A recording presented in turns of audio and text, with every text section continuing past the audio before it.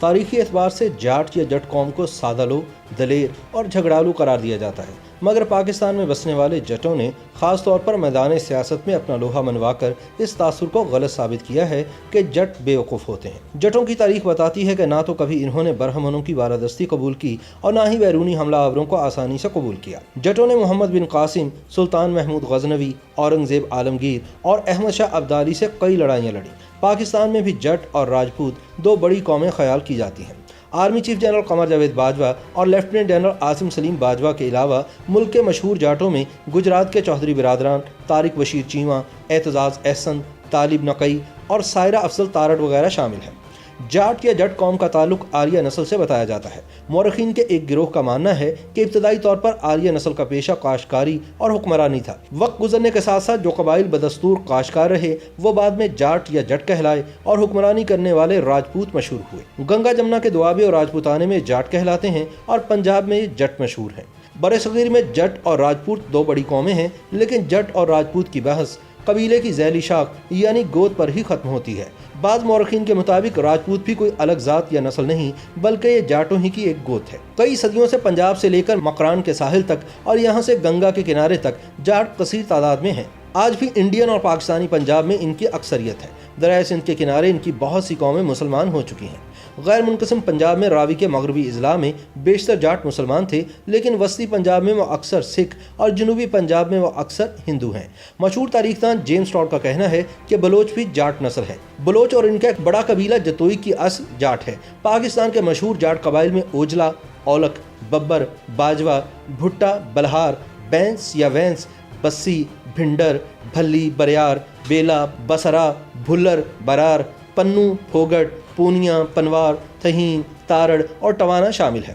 اس کے علاوہ جاٹوں کی دیگر قبائل میں جلوٹا، جویا، جوڑا، چٹھا، چیمہ، چوہان، چھلڑ، چھینا، چدھڑ، دھاما، ڈوگر، رائے، رانجھا، رندھاوا، راج، روہیل، سمرا، سندھو، سپرا، سرا، ساہی، شاہی، گل، سوہل، سیال، جاٹھیا اور کاہنو قابل ذکر ہیں۔ جٹوں کے بعض دیگر مشہور قبائل میں رائے، کھر، کھوکھر، کلیر، کھرل، گورایا، گھمن، گریوال، گوندل، گوپی رائے، ہانس، لنگڑیال، ماہل، ملہی، مانگٹ، نوہار، ورک اور وڑائچ وغیرہ شامل ہیں۔ بعض لوگوں کے نزدیک جاٹ گنوار پونے اور بیوقوفی میں ضرب المثل ہیں اور لین دین میں سادہ لوگ خیال کیے جاتے ہیں۔ مثل مشہور ہے کہ جٹ تہتے مت کوئی نہیں، جے مت تہتے جٹ کوئی نہیں، یعنی عقل مندی اور جٹ کہیں ایک ساتھ نہیں پائے جاتے۔ مشہور ہے کہ جاٹ اپنے ہم جنسوں کے مقابلے میں بھینسوں اور گایوں کا زیادہ خیال کرتے ہیں۔ ان کا پیشہ زیادہ تر کاشتکاری ہے۔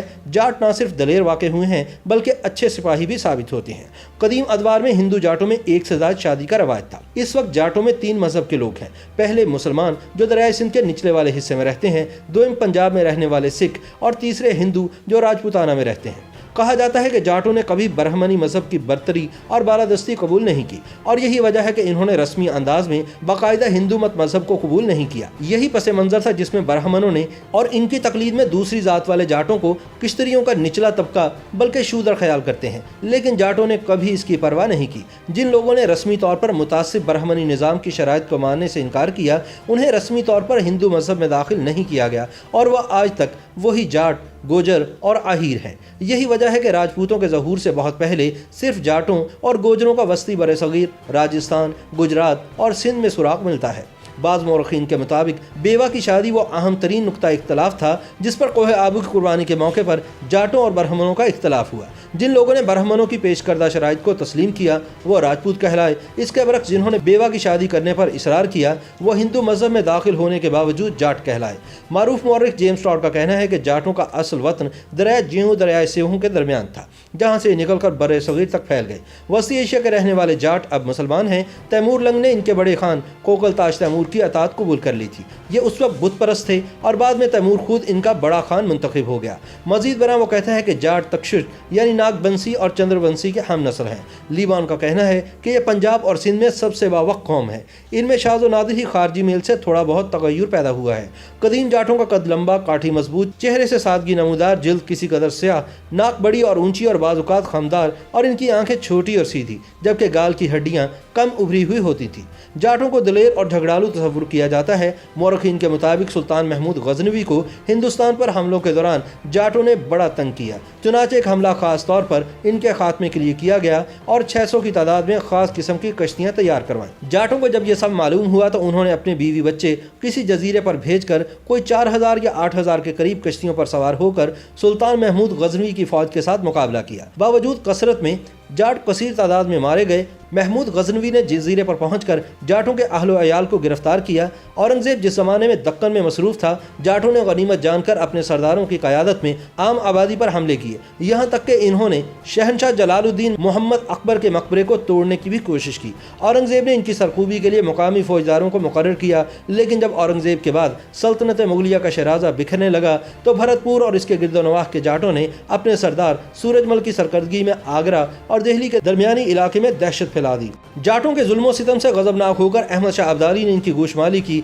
लेकिन इनका मुकम्मल तौर पर खात्मा नहीं कर सका। बाद में जाट सरदार रंजीत सिंह एक रियासत कायम करने में कामयाब हो गया। यह रियासत मुख्तसर अरसे के लिए कायम हुई थी। सिख जो 18वीं सदी के आखिर तक पंजाब के हाकिम बन चुके थे, इनकी सल्तनत के क़याम में नादिर शाह और अहमद शाह अब्दाली के हमलों ने भरपूर मदद दी और इन हमलों की बदौलत मुगलिया सल्तनत निहायत कमज़ोर हो गई और सिख एक क़ुव्वत के साथ उभरे और इन्होंने मुगलिया सल्तनत के ज़वाल को इसके अंजाम तक पहुँचाया। सिखों की अक्सरियत जाटों पर मुश्तमिल थी और जाटों का अमल दखल बहुत ज़्यादा था। 20वीं सदी की इब्तदा में अंग्रेज़ों के खिलाफ तहरीक चली, जिसका मशहूर स्लोगन पगड़ी संभाल जट्टा था। इस तहरीक में हिस्सा लेने वाले भी सिख थे और इसका रूह रवां मशहूर इनकलाबी भगत सिंह का चचा था। महाराजा रंजीत सिंह की सूरत में जाटों ने पूरे गैर मुनक़सिम बरे सगीर पर हुकूमत की। आज पाकिस्तान में जट करोड़ों की तादाद में है। सियासी मैदान में भी जटों के नाम का डंका बजता है। मशहूर जाट सियासतदानों में गुजरात के चौधरी बिरादरान तारिक बशीर चीमा, एतजाज़ एहसन, तालिब नकई और सायरा अफजल तारड़ वगैरह शामिल हैं।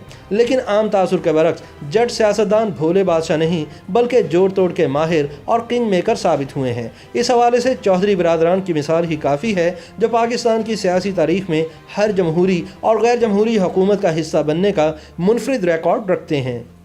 YouTube पर गूगली न्यूज देखने के लिए youtube.com की सर्च बार में गूगली न्यूज टीवी टाइप करें। गूगली न्यूज के पेज पर सुर्ख रंग के सब्सक्रिप्शन वाले बटन पर क्लिक करना ना भूलिए। YouTube पेज पर अपलोड होने वाली वीडियोस से बाखबर रहने के लिए बेल आइकन पर क्लिक कीजिए। आपको हर नई वीडियो के बारे में नोटिफिकेशन मौसूल हो जाएगा।